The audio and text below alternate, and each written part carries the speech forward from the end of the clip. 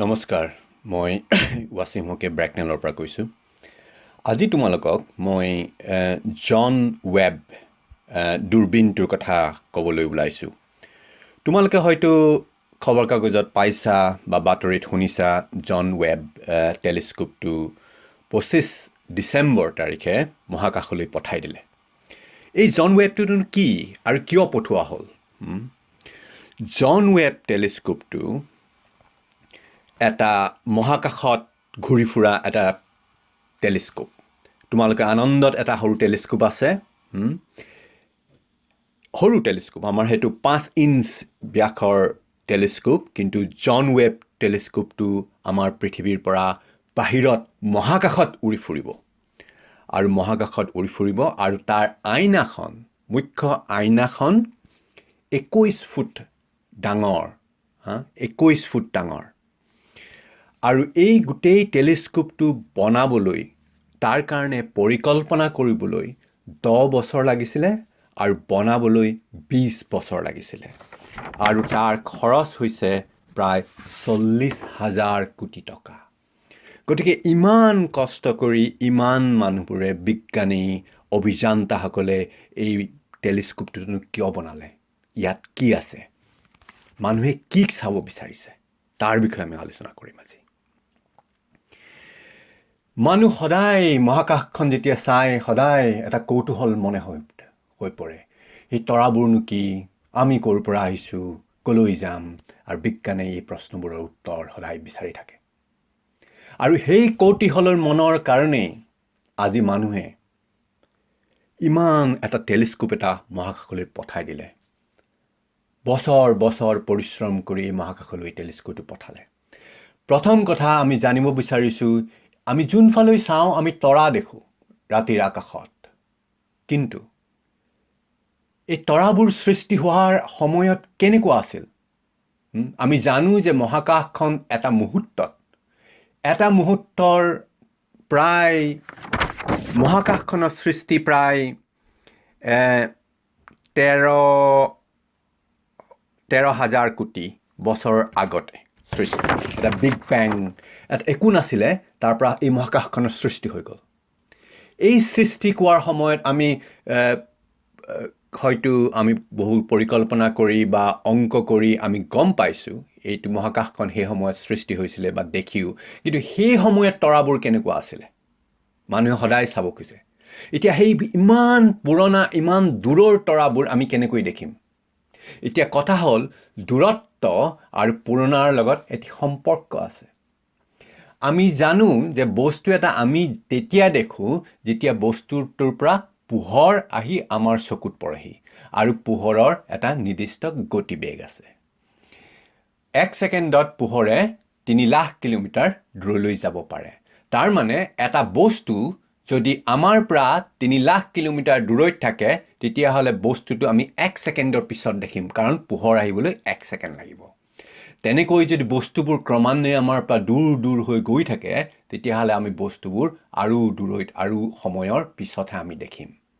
এতিয়া সূৰ্যটো যেতিয়া ওলায়, সূৰ্যটোৰ পোহৰ আমাৰ ওচৰলৈ আহিবলৈ 8 মিনিট সময় লাগে।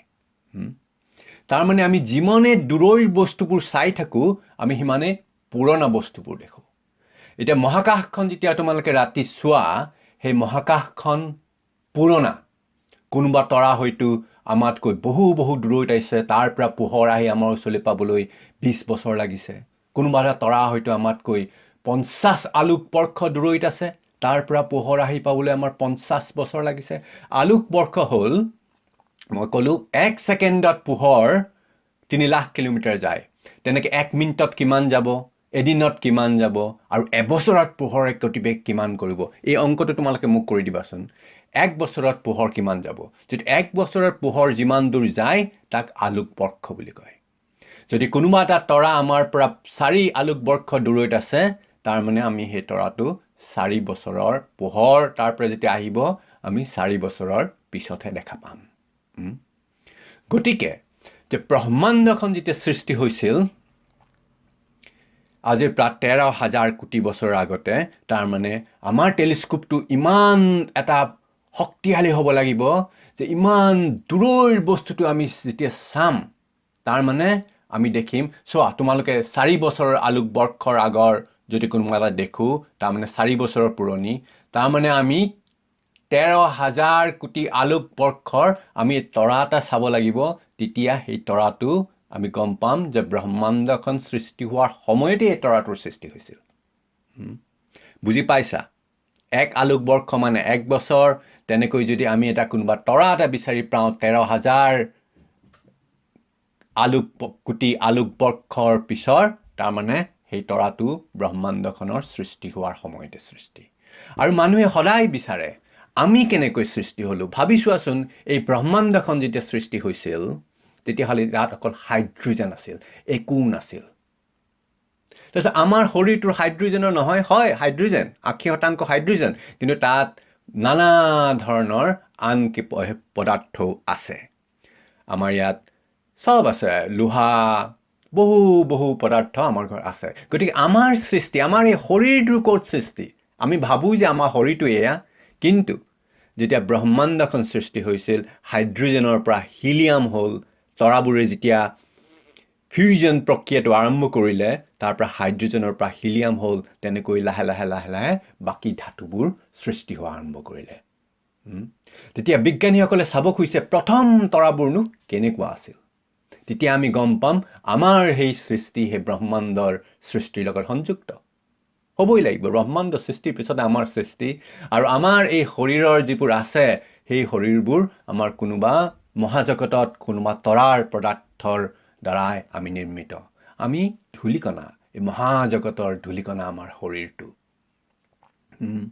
মহাজগতৰ ধূলিকণাবোৰ লগ লাগি কোনোবা গ্ৰহ নক্ষত্ৰৰ ধূলিকণাবোৰ লগ লাগি আমাৰ শৰীৰটোৰ সৃষ্টি আমাৰ মন আৰু সজাগতাটো কি সেইটো এটা বেলেগ কথা সেইটো আমি আন এদিনাখন ক'ম কিন্তু আজি আমাৰ শৰীৰৰ যি এই পদাৰ্থৰ আমাৰ শৰীৰটো লৈ ফুৰোঁ সেইটো এটা মহাজগতৰ ধূলিকণাৰ সৃষ্টি কোনোবা দূৰৰ গ্ৰহ নক্ষত্ৰৰ ধূলিকণাৰ সৃষ্টি গতিকে এইয়াই চাবলৈ কৌতূহল মানুহৰ মানুহে এইয়াই চাবলৈ সেই জন ৱেব টেলিস্কোপটো মহাকাশলৈ 25 ডিচেম্বৰত পঠাই দিলে আৰু সেইটো বনাওঁতে মই ক'লোঁ 20 বছৰ লাগিলে তাৰ আইনাখন মুখ্য আইনাখন বেৰিলিয়াম বুলি এটা পদাৰ্থৰ পৰা নিৰ্মাণ কৰিছে বেৰিলিয়ামটো পাতল আৰু অতি কম উত্তাপত থাকিব পাৰে আৰু ইমানেই ঠাণ্ডা হ'ব মহাজগতত বহুত ঠাণ্ডা তাততো সূৰ্য নাই গতিকে সেইটো হ'ব মাইনাছ বা নিগেটিভ 233 চেণ্টিগ্ৰেড আমি জানো আমাৰ এতিয়া উত্তাপ ধৰা 35 ডিগ্ৰীমান হৈছে হয় নাই সেইটো হ'ল বৰফ যেতিয়া হয় তেতিয়া শূন্য আৰু বৰফত যেতিয়া কম ঠাণ্ডা হয় সেইটো আমি নিগেটিভ বুলি কওঁ বা মাইনাছ বুলি কওঁ বিয়োগলৈ গুচি যায় কিন্তু সেই সময়ত মহাজগতত থাকিব ভাবি চোৱাচোন বিয়োগ 233 ডিগ্ৰী চেণ্টিগ্ৰেডত থাকিব কিমান ঠাণ্ডা আৰু সেই ঠাণ্ডাত আমাৰ আইনাখন ঠিক হৈ থাকিব লাগিব সেইকাৰণে আইনাখন বেৰিলিয়ামেৰে বনাইছে আৰু এইটো পাতল হয় যথেষ্ট আৰু তাৰ ওপৰত এটা অতি পাতল সোণৰ চামনি এটা দি দিছে যাতে মহাজগতৰ পোহৰ আৰু ধূলিকণাই আমাৰ আইনাখন নষ্ট নকৰে ইমানেই পাতল এটা হাইড্ৰোজেনৰ পৰমাণু কেইটামান হাইড্ৰোজেনৰ পৰমাণুৰ সমান আইনাখন পাতল আমি পোহৰো পাব লাগিব সেইকাৰণে পাতল এটা সোণৰ চামনি এই আইনাখনৰ ওপৰত এতিয়া কথা হ'ল আইনাখনৰ প্ৰধান আইনাখন হ'ল 21 ফুট ডাঙৰ তাৰ আৰু এতিয়া হ'ল যে আমি যিটো দেখোঁ তোমালোকে জানা এটা পোহৰৰ এটা নিৰ্দিষ্ট দৈৰ্ঘ্য থাকে ৱেভ লেংথৰ পোহৰৰ ঢৌৰ এটা নিৰ্দিষ্ট দৈৰ্ঘ্য থাকে আমি যিবোৰ দেখি থাকোঁ এটা নিৰ্দিষ্ট দৈৰ্ঘ্যৰ আৰু এই দৈৰ্ঘ্যটোতকৈ আমি যিটো দেখি থাকোঁ তাতকৈ যদি পোহৰৰ দৈৰ্ঘ্যটো অলপ বেছি হৈ যায় তাক আমি ইনফ্ৰাৰেড বুলি কওঁ বা উত্তাপ এই টেলিস্কোপটোৱে আমি দেখা পোহৰবোৰ নেদেখিম তাত দেখিম ইনফ্ৰাৰেড এই টেলিস্কোপটোৱে আমি চাম ইনফ্ৰাৰেড কুকুৰে দেখে ৰাতি দেখে নহয় কিছুমান আমি যে ৰাতি বস্তুবোৰ দেখে কুকুৰ মেকুৰীয়ে সেই দৈৰ্ঘ্যত বস্তুবোৰ দেখে আৰু জন ৱেব টেলিস্কোপটোৱে তাৰ কাৰণে নিৰ্মিত, য'ত ইনফ্ৰাৰেডবোৰ আমি দেখা পাম। এইটো অকল নহয় যে আমি আমাৰ সৃষ্টি আৰু প্ৰথম ব্ৰহ্মাণ্ডখন কেনেকৈ সৃষ্টি এইটো চাম, সেইটোও চাম, আৰু তাৰ বাহিৰে মহাজগতত বিভিন্ন নক্ষত্ৰ, কোনোবা এটা নক্ষত্ৰত কোনোবা গ্ৰহ আছে, কোনোবা এটা ব্লেক হোল আছে, এই সকলো বস্তু আমি এইটোদৰে এই টেলিস্কোপটোলৈ আমি দেখা পাম। এতিয়া বিজ্ঞানীসকলে অনুমান কৰিছে যে প্ৰথম নক্ষত্ৰ যিটো সৃষ্টি হৈছে, আমি কম্পিউটাৰত গৈ পেলাই চাব পাৰোঁ অংকৰ যোগেদি, সেইটো কয় যে আমাৰ সূৰ্যতকৈ যিমান গধুৰ, সূৰ্যটো যদি 1 বুলি ধৰোঁ, সূৰ্যতকৈ প্ৰায় 100 প্ৰায় 1000 গুণ ডাঙৰ হ'ব প্ৰথম নক্ষত্ৰটো। আৰু এইটো কথা যে নক্ষত্ৰটো যিমানেই ডাঙৰ হয়, সোনকালে তাৰ মৃত্যু হয়, কাৰণ তাৰ যি ফচিল, তাত যিবোৰ ইন্ধন থাকে, সেই ইন্ধনবোৰ সোনকালে জ্বলাই দিয়ে। গতিকে প্ৰথম তৰাবোৰ হয়তো হ'ব অতি সোনকালে মৃত্যু হ'ব, 10 লাখ বছৰতে মৃত্যু হ'ব। আৰু আমাৰ সূৰ্যটো প্ৰায় 50 কোটি চাই ল'বা, মই পাহৰিলোঁ, 5 কোটিমান বছৰ জীয়াই থাকিব, 50 কোটিমান বছৰ জীয়াই থাকিব, পাহৰিছোঁ দেই, 50 কোটি মানে হ'ব। আৰু সেই তৰাবোৰ অতি সোনকালে মৃত্যু হয়। গতিকে সেই তৰাবোৰ, ব্ৰহ্মাণ্ডখনৰ প্ৰথম সৃষ্টিৰ প্ৰথম তৰাবোৰ চাবলৈ মানুহৰ কৌতূহলৰ মনৰ কাৰণে এই জন ৱেবটো। আৰু এতিয়া ইমানেই সূক্ষ্ম তাৰ বস্তুবোৰ, অতি সূক্ষ্ম। তাৰ প্ৰধান আইনাখন 18টা ভাগত ভাগ কৰা, এনেকৈ ফ'ল্ড কৰি ভাগ কৰি থৈ দিছে। আৰু যদি আইনাখন প্ৰথমতে মহাকাশলৈ উৰুৱাই দিব, তেতিয়া আইনাখন 18টা ভাগত, 18খন আইনা আছে নহয়, আমি এটা তৰা 18 বাৰ দেখিম, 18টা বেলেগ বেলেগ দেখিম। কিন্তু তাৰ পিছত আইনাখনত লাগি থকা যন্ত্ৰবোৰৰ দ্বাৰা অতি সূক্ষ্মভাৱে মিলাই দিব গোটেই আইনাখন। গতিকে 18টা ভাগৰ আইনাবোৰ মিলি মিলি এখন আইনা হৈ পৰিব। ইমান সূক্ষ্মভাৱে মিলাব, 1 মিলিমিটাৰ নহয়, 1 মিলিমিটাৰ 1000কৈ সৰু, ইমান সৰু, নেন'মিটাৰত সেই গোটেই আইনাবোৰ মিলাই এখন আইনা কৰি তুলিব। আৰু তাৰ ভিতৰত আৰু এটা আছে, সেইটোক কয় মিডি। এখন তাৰ ভিতৰৰ এখন সৰু আইনা, সেই আইনাখনত কি হয়, গোটেই মুখ্য আইনাৰ পৰা পোহৰ প্ৰতিফলিত হৈ এইখন আইনালৈ আহিব। সেইখন এটা প্ৰায় 50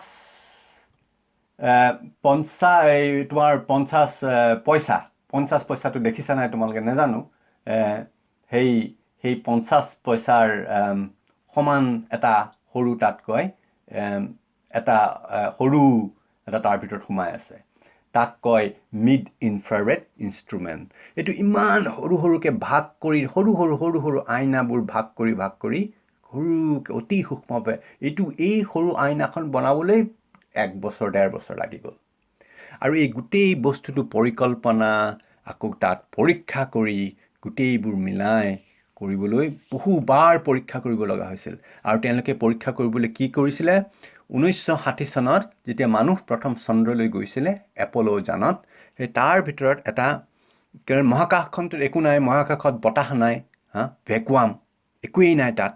সেই তেনেকুৱা এটা কৰিবলৈ 1960 চনত যিটো এপ'ল'ত যাবলৈ য'ত সৃষ্টি কৰিছিলে, তাৰ ভিতৰলৈ লৈ গৈ এই টেলিস্কোপটো তাত পৰীক্ষা নিৰীক্ষা কৰিছিলে। আৰু ইমান সূক্ষ্ম তাত যন্ত্ৰ, এই সকলোবোৰ মিলাই সেইটো বনাবলৈ, ওপৰত গৈ পেলাই মিল খাবলৈ, এইটো এটা বহুত কষ্টকৰ কাম। কিন্তু আমি জানো, বিজ্ঞানৰ কৰিলে, মানুহৰ কৌতূহল মনে ইয়াক কৰি তুলিলে, অভিযান্তাসকলে এইটো কৰিলে, গোটেই পৃথিৱীৰ মানুহ লগ হৈ, দেশ, কোনো ভাষা নাই, কোনো জাতি নাই, কোনো ধৰ্ম নাই, মানৱে জানিব বিচাৰিছে কৌতূহল মনে।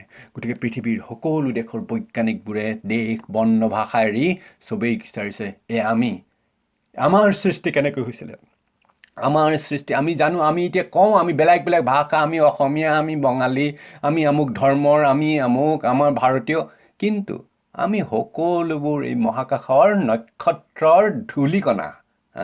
আমি যিমানেই নাম দিওঁ বেলেগ বেলেগকৈ, আমি ভাৰতীয়, আজি আমুক, আমি ব্ৰিটিছ, আমি চীনা, আমি পাকিস্তানী, আমি আমেৰিকা, কিন্তু আমি হ'লো নক্ষত্ৰৰ, মহাজগতৰ নক্ষত্ৰৰ ধূলিকণা মাথো। আমাৰ সৃষ্টি এই সৌৰজগতত হোৱা নাই, আমাৰ সৃষ্টি মহাজগতত। ক'ৰবাত। আৰু সেয়াই কৌতূহল মনৰ চাবলৈ, আমাৰ সৃষ্টি আৰু মহাকাশখনৰ বিষয়ে জানিবলৈ ইমান 20 বছৰ 10 বছৰ পৰিকল্পনা, 20 বছৰ লাগি 40,000 কোটি টকাৰ কৰি এই জন ৱেব টেলিস্কোপটো বনাই মহাকাশলৈ পঠাই দিলে। তোমালোকে চাই থাকিবা, তোমালোকে ইণ্টাৰনেটত পাবা, বেলেগ বেলেগ ফটো পঠাই থাকিব, তোমালোকে তাৰ খবৰ পাবা। আৰু এটা কাম কৰা, ইয়াৰ এটা মডেল কিছুমান বনাই পেলাই পঠোৱা, আমি চাওঁ। ঠিক আছে? ধন্যবাদ। ধন্যবাদ।